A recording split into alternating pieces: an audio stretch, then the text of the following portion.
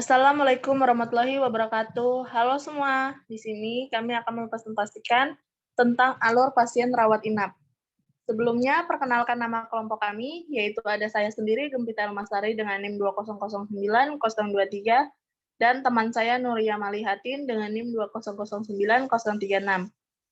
Baik, untuk materi yang pertama, yaitu alur pasien rawat inap.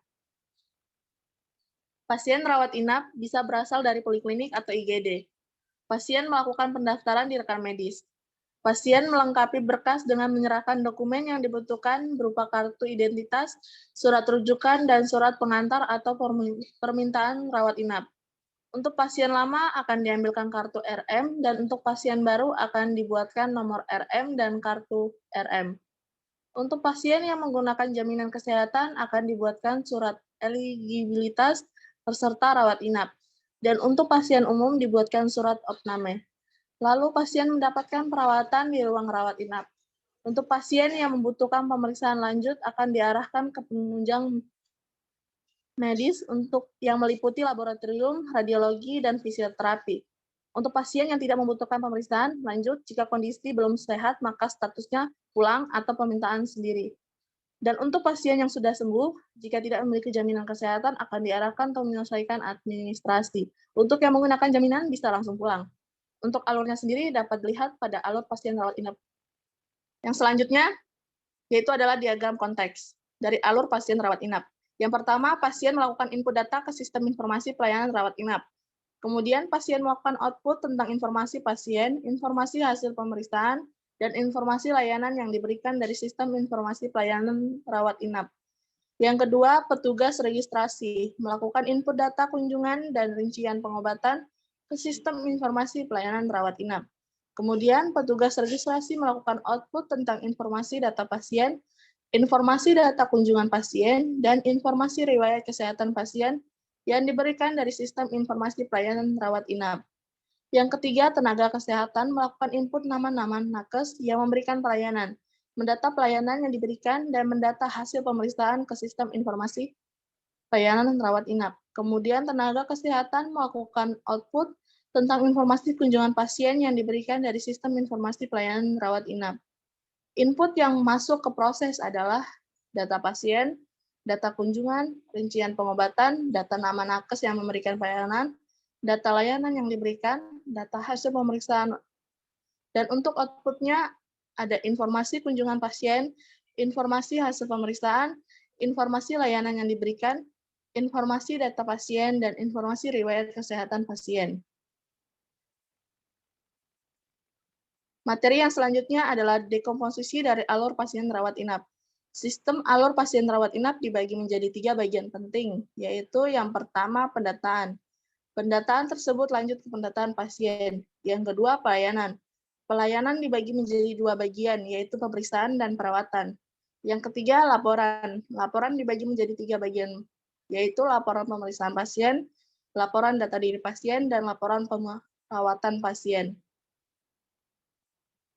Materi yang selanjutnya adalah DVD level 0, proses pendataan. Pertama, pasien mengurus data pasien di pendataan, kemudian pasien mendapatkan pelayanan, yaitu ada pelayanan pemeriksaan dan pelayanan perawatan.